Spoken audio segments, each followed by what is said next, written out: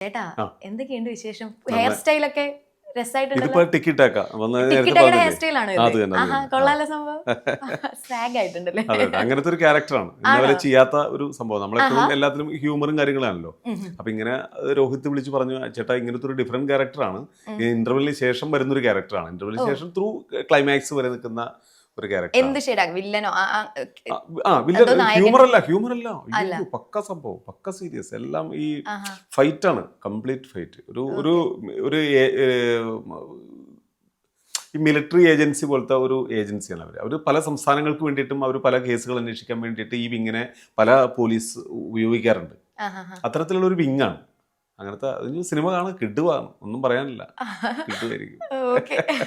ചേട്ടാ ഞാൻ ചോദിക്കട്ടെ, ചേട്ടന്റെ പേര് സിനിമയിൽ വന്നപ്പോ ഇട്ട പേരാണോ അതോ ചേട്ടന്റെ ശരിക്കുള്ള പേരാണോ അനിയപ്പൻ? എൻ്റെ പേര് അനിയപ്പൻ.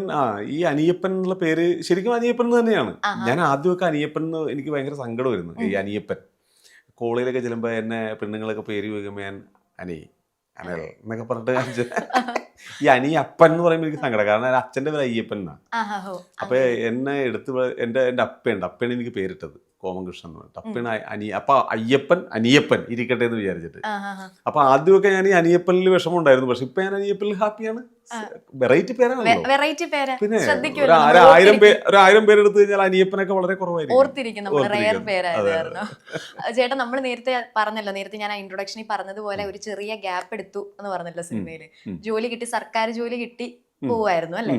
അപ്പൊ പെട്ടെന്ന് തന്നെ അങ്ങനെ ഒരു തീരുമാനം എടുത്തത്, സിനിമ വേണ്ട, ജോലി കിട്ടിക്കഴിഞ്ഞപ്പം സ്റ്റേബിൾ ആയിട്ടുള്ള ഒരു ജോലി ആയത് കാരണം അത് ചൂസ് ചെയ്തതാണോ? ദേവസ്വം ബോർഡാണല്ലോ, ദൈവങ്ങളുടെ അടുത്ത് നിൽക്കാമല്ലോ ആഹാ. അല്ലേ? ആ. ചോറ്റാനിക്കരമ്മയ്ക്ക് അടുത്ത് നിൽക്കാന്ന് നിസ്സാര കാര്യമാണോ? എല്ലാവർക്കും കിട്ടുന്ന ഒരു ചോറ്റാനിക്കരയിലാണ് ഭാഗ്യമാണ്. ജോലി ഞാനിപ്പോൾ ചെയ്യുന്നത് ചോറ്റാനിക്കരയുടെ ജോലി ചെയ്യണം. ആ ഭഗവതിനെയൊക്കെ മുമ്പിൽ ഇങ്ങനെ മാറു വഴി വഴി എന്നൊക്കെ പറഞ്ഞ് ഇങ്ങനെ അമ്മയുടെ മുമ്പിൽ നിൽക്കാന്ന് വെച്ചാൽ നിസ്സാരപ്പെട്ട കാര്യമൊന്നുമില്ലല്ലോ. അപ്പൊ ഈ ദേവസ്വം ബോർഡ് ജോലി ഇങ്ങനെ വന്നു. അപ്പൊ ഒരു കൺഫ്യൂഷനിലായിരുന്നു അത്. ഏത് സിനിമയൊക്കെ കഴിഞ്ഞ സമയത്ത് ചേട്ടാ? അല്ല, അത് രസികനൊക്കെ കഴിഞ്ഞിട്ട് നിൽക്കുന്ന സമയം എനിക്ക് ഏറ്റവും വലിയൊരു സങ്കടവും കൂടി ഉണ്ട്. അത് കാരണം ഈ സിദ്ധു പനിക്കൽ നിന്നിട്ട് ഒരു പ്രൊഡക്ഷൻ കൺട്രോളർ, നമുക്കറിയാലോ മലയാള സിനിമയിലെ വളരെ പേരെടുത്ത ഒരു കൺട്രോളറാണ് അദ്ദേഹം. എന്നെ ഒരു സിനിമക്ക് വിളിച്ചിട്ട് എനിക്ക് അതാണ് എനിക്കൊരു ഭയങ്കര സങ്കടമായൊരു കാര്യം അതാണ്. അതായത് ഈ അദ്ദേഹം വിളിക്കുന്ന സമയത്ത് എന്നെ വിളിച്ച് ഒരു മാസം മുമ്പേ എന്നോട് പറയാണ്, ഹൈലേസ നമ്മളുടെ സിനിമയിൽ ഇങ്ങനെ ഒരു ക്യാരക്ടർ പറഞ്ഞു, ഞാനത് ഓക്കെ ചേട്ടാ എന്ന് പറഞ്ഞു. 4-5 ദിവസമുള്ളൂ. ഒരു ചെറിയ ക്യാരക്ടർ, ഒരു രാജൻ പി ദേവിൻ്റെ 5 മക്കളിൽ ഒരാളായിട്ടുള്ള ഒരു ക്യാരക്ടർ പറഞ്ഞു. ഈ സമയത്താണ് ഈ ജോലിക്ക് കയറിയിരിക്കണം. പക്ഷെ ജോലിക്ക് ഡേ നൈറ്റ്. അപ്പം ഞാൻ ഡേ ആണെന്ന് വിചാരിച്ചിട്ട് ഞാൻ സിദ്ധുവേട്ടനോട് ഓക്കെയും പറഞ്ഞു. പക്ഷേ സിദ്ധുവേട്ടൻ വിളിക്കുന്ന സമയത്ത് നൈറ്റുമാണ് ജോലി. എനിക്ക് ലീവ് എടുക്കാൻ പറ്റില്ല. ലീവ് എടുക്കാന്ന് വെച്ചാൽ ഒരു രക്ഷയില്ല. ഒന്നാമത്തെ പാർട്ടി വഴി കയറിയേക്കണാണ്, ദേവസ്വം ബോർഡാണ്, നമുക്കറിയാലോ ഒരു ജോലി നിസ്സാര. അപ്പം ഇത് വല്ലാത്ത. പിന്നെ അദ്ദേഹം വിളിച്ചപ്പോൾ എനിക്ക് ഞാൻ ഫോൺ എടുത്തില്ല. പിന്നീട് ആ പുറത്തു നിന്ന് മാറുകയും ചെയ്ത്. പിന്നീട് സിദ്ധുവേട്ടൻ അതൊരു മാനസിക വിഷമം. ഇപ്പം ഞാനാണെങ്കിലും ഒരു കൺട്രോളല്ലേ, വിളിച്ചിട്ട് ഫോൺ എടുത്തില്ല, നമ്മൾ ആ സിനിമക്ക് കാസ്റ്റ് ചെയ്തിട്ട് നമ്മൾ ചെന്നില്ല, പിന്നെ ആ അവസാന നിമിഷം വേറൊരു ക്യാരക്ടറിനൊക്കെ അതിലേക്ക് വലിക്കിടാന്ന് വെച്ചാൽ ഒരു കൺട്രോളറുടെ ബുദ്ധിമുട്ട് നമ്മൾ മനസ്സിലാക്കണമായിരുന്നു. അങ്ങനെ കുറച്ച് വിഷമങ്ങളൊക്കെ ഉണ്ടായിരുന്നു. ഏതായാലും വീട്ടുകാരുടെ ഒരു ആഗ്രഹമായിരുന്നു ദേവസ്വം ബോർഡിലേക്ക് വരിക എന്നുള്ളത്. അങ്ങനെ ദേവസ്വം ബോർഡിലെത്തി. ഇപ്പൊ ചോറ്റാനിക്കര അമ്പലത്തിൽ ജോലി ചെയ്യുന്നു. ചേട്ടാ നമുക്ക് സിനിമ നമുക്ക് ഭയങ്കര ആഗ്രഹമുള്ള മേഖലയാണ്. നമ്മൾ അവിടെ എത്തിപ്പെടുന്നു, കുറച്ച് ക്യാരക്ടറുകൾ ചെയ്യുന്നു. ആ ക്യാരക്ടറുകളൊക്കെ തന്നെ ചേട്ടന്റെ ഭാഗ്യം പോലെ രജിസ്റ്റർ ചെയ്യുന്ന ക്യാരക്ടറുകൾ ചെയ്തിട്ടുള്ളത്. അപ്പൊ പിന്നെ ജോലി കിട്ടി, നമ്മൾ ജോലിയിലോട്ടൊക്കെ പോകുമ്പോൾ ജോലി ചെയ്തുകൊണ്ട് നമുക്കൊരു സങ്കടം ഉണ്ടാവില്ലേ ഉള്ളില്, സിനിമയിലോട്ട് പോകാൻ പറ്റുന്നില്ല, അങ്ങനെ ഉണ്ടായിരുന്നോ ആ ഒരു സമയത്ത്? അല്ല, ഏത് ആ പറഞ്ഞ അത് തന്നെയാണ് ഈ പറഞ്ഞത്. ഞാൻ സിദ്ധു പനക്കൽ എന്ന് പറഞ്ഞ ആ ഒരു ക്യാരക്ടറില്ല, അത് ബോഡി ഗാർഡ് എന്ന സിനിമയിൽ എനിക്കൊരു ക്യാരക്ടർ ആദ്യം പറഞ്ഞിരുന്നതാണ് സിദ്ദിഖ് സാറ്. ഞാൻ ക്രോണിക് ബാച്ചിലൂടെയാണ് സിനിമയിൽ വന്നത്. ആദ്യത്തെ 10 മാതൃഭൂമി പേപ്പർ ഞാൻ ഇപ്പോഴും സൂക്ഷിച്ചു വെച്ചിട്ടുണ്ട്. അതിൽ ബോഡി ഗാർഡിൽ എൻ്റെ പേരുണ്ട്, അനിയപ്പൻ ഫസ്റ്റ്. എന്നെ വിളിക്കുന്നില്ല, 10-20 ദിവസമായിട്ട് എന്നെ വിളിക്കുന്നില്ല, പടം തുടങ്ങി. അപ്പം ഞാനിത് എന്നെ വിളിക്കുക. സിദ്ദിഖ് സാറിനെ ഞാൻ ഇടയ്ക്കിടയ്ക്ക് വിളിക്കും, സാറേ നമ്മൾ വിളിക്കുമ്പോൾ സാറിന് തിരക്കാണല്ലോ.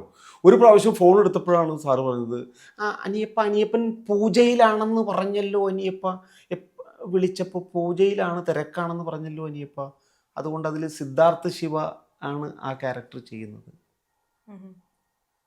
അപ്പം ഞാൻ മനസ്സിലാക്കിയത് എന്താണ്, എൻ്റെ തെറ്റാണ്. കാരണം നമ്മളുടെ കമ്മിറ്റ്മെൻറ്റിൻ്റെ ഒരു പ്രശ്നമായിരുന്നു. അതൊരു വല്ലാത്ത വേദനയാണ്.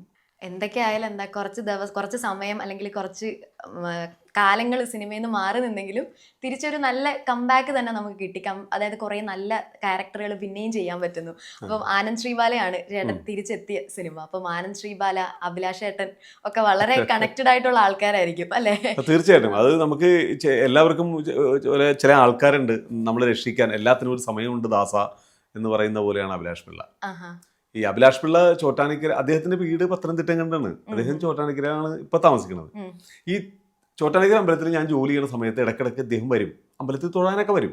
അദ്ദേഹത്തിന്റെ അമ്മ പരമഭക്തിയാണ് ചോറ്റാനിക്കരമ്മയുടെ.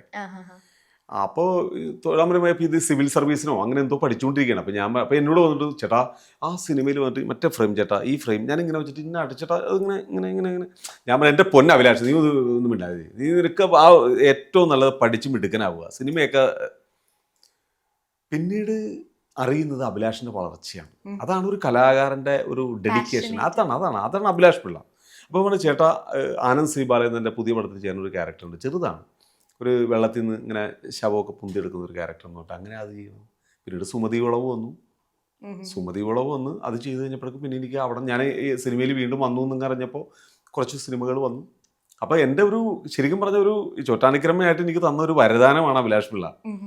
അതിന് പ്രത്യേകമായ ഒരു താങ്ക്സ് അഭിലാഷ് പിള്ളയ്ക്കും കുടുംബത്തിനും കൊടുത്തേ പറ്റൂ. ചേട്ടാ ആനന്ദ് ശ്രീബാല, സുമതി വളവ്, ഇത് രണ്ടിനകത്ത് ഒരു കോമൺ ഫാക്ടർ അർജുൻ അശോകനാണ്. അർജുൻ അശോകന്റെ അച്ഛൻ ഹരിശ്രീ അശോകൻ ചേട്ടന്റെ കൂടാണ് നമ്മുടെ ക്രോണിക് ബാച്ചിലറിലെ ഇന്നസെന്റ് സാർ, ഹരിശ്രീ അശോകൻ ചേട്ടൻ. നിങ്ങൾ മൂന്നുപേരും കൂടെ ഉള്ള ആ ഒരു കോമ്പിനേഷൻ സീൻ തന്നെ ഹിറ്റായിട്ടുള്ള സീൻ തന്നെ ചെയ്തിട്ടുണ്ട്. അപ്പൊ സോ ഹരിശ്രീ അശോകൻ സാറിന്റെ മോൻ. അപ്പൊ അർജുൻ അശോകനെ ഫസ്റ്റ് കണ്ട സമയത്ത് നിങ്ങൾ തമ്മിൽ ഒരു കോൺവെർസേഷൻ ഒക്കെ ഉണ്ടായിട്ടുണ്ട്, കാരണം ഇതൊരു ഹിറ്റ് സീനാണല്ലോ. അത് രസമാണത്. മമ്മൂക്കയുടെ ക്രോണിക് ബാച്ച്, അതിനുശേഷം ദുൽഖറിന്റെ കൂടെ ഒരു സിനിമ യമണ്ടൻ പ്രേമകഥ, അതുപോലെ ഞാൻ അഭിനയിച്ചിട്ടുണ്ട്. അപ്പോൾ ഞാൻ ഫസ്റ്റ് ദുൽഖറിനെ കാണുമ്പോൾ എന്നെ ഇൻട്രസ്റ്റ് പരിചയപ്പെട്ടു. അപ്പോൾ ദുൽഖർ എന്നെ കണ്ടപ്പോൾ തന്നെ, ചേട്ടാ ഞാൻ ദുൽഖറെ, നമുക്ക് അവനൊക്കെ വലിയ ആർട്ടിസ്റ്റാണല്ലോ. അത് മാത്രമല്ല ഒരു വലിയ പ്രതാപിയുടെ ഒരു വലിയ ആളുടെ മകനല്ലേ. അപ്പോൾ ഞാൻ നമസ്കാരം ചേട്ടാ ഇങ്ങനെയൊക്കെയാണോ, നിക്കണ പോണ. അപ്പൊ അങ്ങനെ പറഞ്ഞോ? കാരണം ആ ചെറിയ കുഞ്ഞു പയ്യനുണ്ട്, ഞാൻ ക്രോണിക് ബാച്ചിൽ നിൽക്കുമ്പോൾ അങ്ങനെ കണ്ട് അതുപോലത്തെ ഒരു ഫീലായിരുന്നു ഈ ഹരിശ്രീ അശോകൻ ചേട്ടൻ്റെ മകൻ. ഞങ്ങൾ ആ സുമതി വളവിൽ എന്ന് കണ്ട് അതിനുശേഷം ഒരു സിനിമ കഴിഞ്ഞിട്ട്, ഈ സുമതി വളവ് റിലീസായിട്ടൊരു സിനിമ കഴിഞ്ഞിട്ട് പുറത്തേക്ക് തിയേറ്ററിൽ നിന്ന് ഞാനും വൈഫും കുട്ടികൾ ഞങ്ങളെല്ലാം കൂടി പുറത്തേക്ക് ഇറങ്ങുമ്പോൾ ഇവർ തിയേറ്റർ വിസിറ്റായിട്ട് എല്ലാവരും വരിക. അപ്പോൾ ചാനൽസ് ഒക്കെ ഉണ്ട്. അപ്പോൾ ഞാൻ അവിടെ നിന്ന് അപ്പോൾ ചേട്ടാ അപ്പോൾ നിൽക്കണ പോണ. അതായത് അച്ഛനോട് ചോദിച്ച ചോദ്യം മോനോട് ചോദിക്കുന്നത്, അത് ഭയങ്കരമായിട്ട് കുറേ മില്യൺ കയറിയത്, കുറേ ആൾക്കാർ കയറി. അപ്പോൾ ഭയങ്കര സന്തോഷം. കാരണം അച്ഛനോട് പറഞ്ഞ ഡയലോഗ് കുറേ കഴിഞ്ഞപ്പോൾ കുറേ കാലഘട്ടത്തിന് ശേഷം മകനോട് പറയാൻ പറ്റുന്ന നല്ല ആർട്ടിസ്റ്റാണ് അർജുൻ അശോകൻ കേട്ടോ. നല്ല വിനയമുള്ള ആർട്ടിസ്റ്റാണ്. അതുപോലെ ചെയ്യുന്ന ക്യാരക്ടറൊക്കെ നല്ല പക്വതയായിട്ട് കൃത്യമായിട്ട് അവനൊരു അളവുണ്ട്. നല്ലൊരു ആർട്ടിസ്റ്റ്.